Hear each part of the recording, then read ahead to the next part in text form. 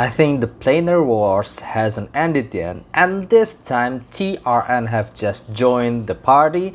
So hello and welcome to Aftersound Review, and this is my review for planar IM from TRN. This is the Trn Kirin that costs around $130 and using a single planar driver. Just a little bit of trivia here. Kirin, or in its original name Qilin, is actually a mythological creature from Chinese mythology that has a shape that's usually associated with horse, dragon, or even giraffe. And this animal, this mythological creature, when it is seen, it is said to a sign of a new coming of a great ruler. So that's just a little bit of trivia. Now let's get back to the review, and just like usual, I will break down this review from the build, field, frequency response, sound, and comparison. The housing is all metal and feels really robust. Even the nozzle itself is all metal. Also, the connectors is 2-pin, but it somehow has this cover for the male and also mount for the female pins that it somehow reminds me of the QTC Type-C kind of pin. And one thing that is unique from this Trn Kirin is about the nozzle. It is a tunable nozzle. As you could see here, there are 3 choices: transparency, reference, and also atmospheric. Now let me tell you how to change them. It is fairly easy. You just unscrew them like this. Just like that, and when you want to change the filter, just take it from its place, because there's a grill around the nozzle part here, so you can turn them pretty much easily. Yeah, and just like that. And one thing that is really unique about this tuning abilities is they are tuning it not by damper, not by filter, but rather using the size of the nozzle. You can see that there's a significant change between the filter length here.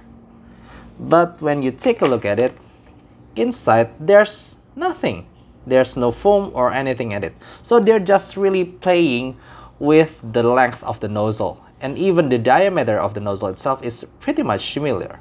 I really have no problem with the ergonomics. It's fairly fit nicely with my ears, and I find no trouble using them for hours. I find no sharp edges. It feels really smooth in my ears and pretty much stable.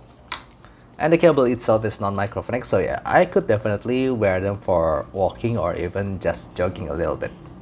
The tonality of this IM is, like I said before, you can tune them, but let's see the frequency response here. That actually the reference filter and also the transparency filter doesn't really change a lot, but the atmosphere filter really change. So, but overall, the overall tonality of this IM, I could say that it is a W-shaped kind of tonality, because you see that mainly the emphasis is mostly happen in the bass area, mid-range, and also the upper treble area. But when you change the atmospheric nozzle, using the atmospheric nozzle will tone down the mid-range and also treble area, making it a much more warmer sounding IM. Now let's talk about the sound of this IM. But mostly I hear them using the reference filter.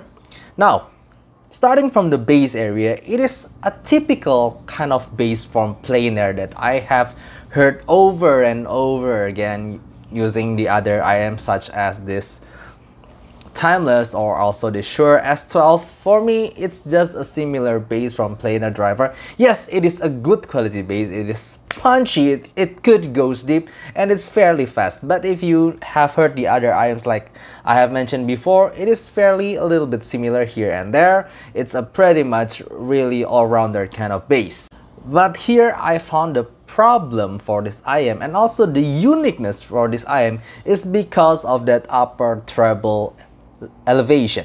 Because of that upper treble elevation, it also gives this airy atmosphere to the mid-range and also treble area.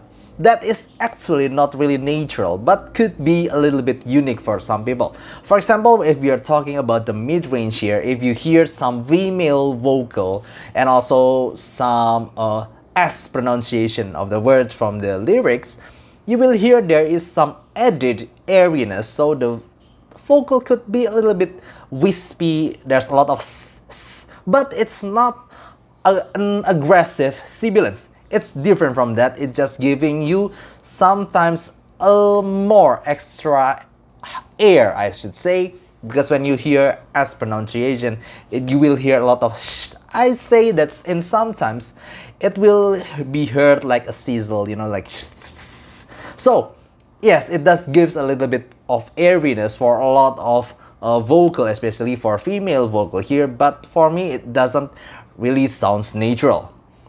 But here's the thing, it also adds a little bit of clarity, especially when you hear the pronunciation of the words coming from female vocal. It's somehow really clear, but again, it's not in a natural way somehow. And yeah, for male vocals, it's definitely not recommended. It lacks vocal warmth and also vocal thickness. And yes, even though you change into the atmospheric filter, for me the male vocal doesn't really sound as natural either. And the male vocal will sound kind of restrained. So personally, even though using the reference or transparency filter, there's a strange airiness happening here, but I prefer that kind of sound rather than this the atmospheric one, because when I'm hearing the atmospheric ones, it's sometimes it feels like I hear there's a layer of blankets covering the mouth of the vocalist. So yeah, I prefer this reverence nozzle, but personally it's not ideal either. I don't really like it. And the treble area, you don't hear a lot of cymbal attacks, but you hear a lot of treble sizzle, like remnants after the cymbals. So when you hear cymbals, it's not the attack that you hear, so you don't hear that crash, that attack, but rather you hear after. You hear a lot of that's why I call it sizzle. So if we're talking about the tonal, yes, it is W-shaped, it's bright kind of sound. Personally, for me, it is too bright, it is too elevated for that upper treble frequency, giving this metallic, this unnatural timbre to this IM. But that being said, I also understand it also adds some clarity. It's also sometimes giving a sense of resolution because it has a lot of treble details up there. But if you're asking me personally, for me, that this kind of treble doesn't sound really natural, and because I love natural things, I love timbre, I don't really like the tonal of this IM. Now, just like the other planar driver IMs, for me the technical performance of this IM is simply excellent. You could even say that they are almost on par with the Shure S12 or even the Timeless that costs almost twice the price. But if you hear resolution, you hear the completeness of frequency, yes, you get that sub bass, you get mid-range, you also get the upper treble really well from this IM, and it does gives a sense of transparency, it gives a lot of details and clarity.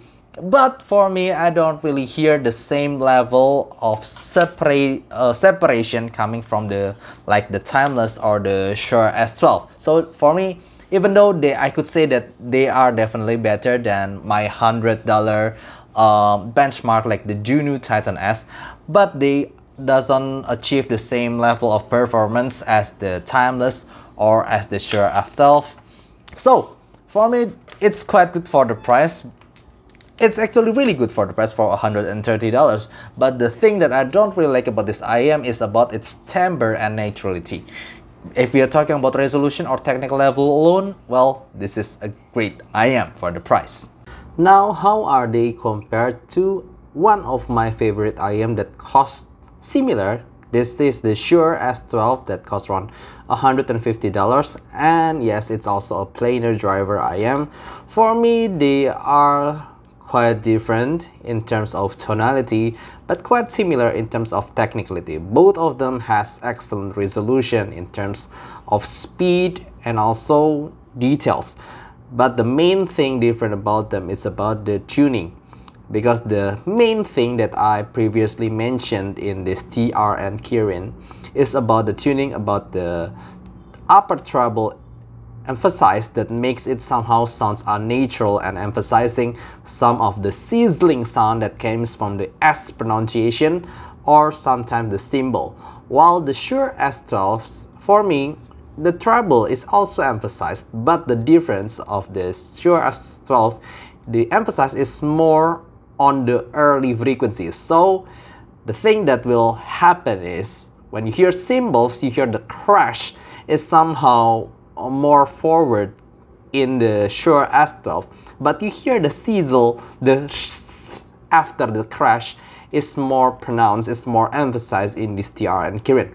So for me, hearing them both, for me, the Shure S12 could give a little bit more intense sensation because it has more forward lower treble to mid treble area, so you hear more cymbal emphasized, more cymbal existing in the song. But the treble sizzle, you hear that more in the Trn Kirin. Even though you change the filter, it will still the same. The Trn Kirin will still sounds more sizzling to me. That personally, even though the Shure S12 is more intense, could be more intense in some song, but in terms of naturality, I hear that Shure S12 is simply more natural despite of its more forward lower to mid treble area, while the Trn Kirin is more sizzling and unnatural, even though the mid range is more themed for me. So in the end, if you ask me, I will still prefer the Shure S12 also, because for me, in terms of technical, I feel that the Shure S12 has better space sensation. I could hear more space between the instruments, and also separation and layered between the bass, mid-range and treble. So I think that's all I could say about this Trn Kirin, and so far this is my tonal score for this Trn Kirin. And this is my technical score. In the end, I could recommend this if you like some detailed presentation from sub bass to treble, so the upper treble area, but I cannot recommend them if you are someone who are like me. I prefer more natural sensation, I prefer more natural timbre to it. So this is my final rank for this Trn Kirin. And of course, the rank will be changed and can be changed, depends on the technology and also updates on the IM. If you like to see my ranks, you could see the description in the link in the description below. And I hope you enjoyed this video. See you next time. Bye bye.